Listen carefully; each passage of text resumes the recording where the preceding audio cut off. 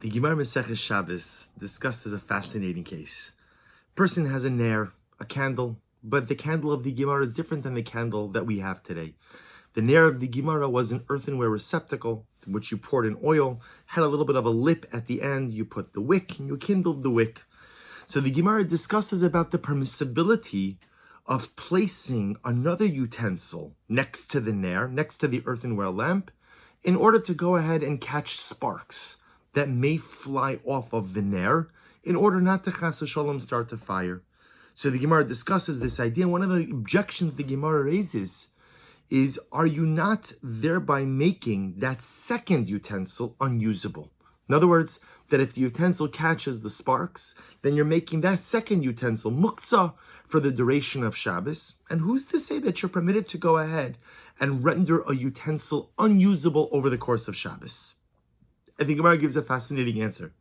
The Gemara says, don't worry about it. You're not rendering the utensil unusable. Why? Nitzotzos ein bahen mamish. Sparks have no substance to them. The Gemara telling us that when the spark from the first utensil falls into the second utensil, the spark pretty much evaporates. There's nothing left in the second utensil. And as such, the second utensil does not become muktzah.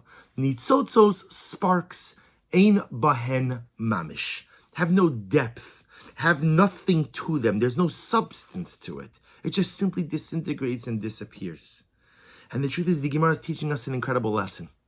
Nitzotzot, sparks, don't have any substance. You know, my dear friends, sometimes we experience a moment of inspiration.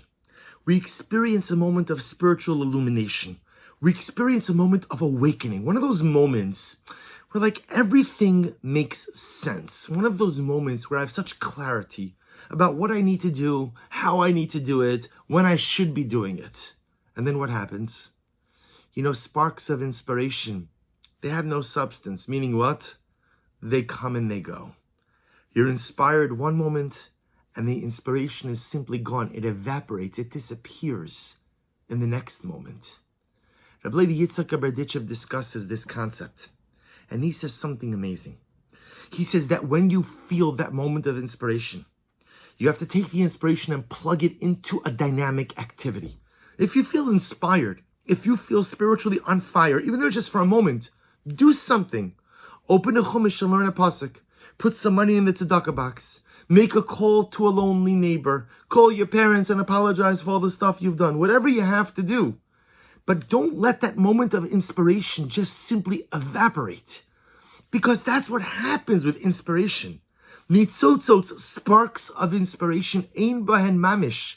They have no substance to them.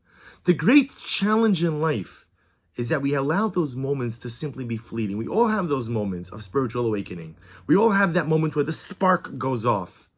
But if you don't do something with the spark, it falls into the utensil, the glimmer just simply goes out, and there's nothing left of it. In those moments of inspiration, plug the inspiration into dynamic activity. Because even when the inspiration is gone, the maisa, the action, is still there. But I would just build one more piece on top of this, which is sparks don't happen by themselves. How do you create the spark? Well, in the example of the Gemara, you need a receptacle, you need oil, you need a wick. You have to do something in order to create the spark. Many of us are uninspired. And many of us go through life simply feeling uninspired. And we want inspiration.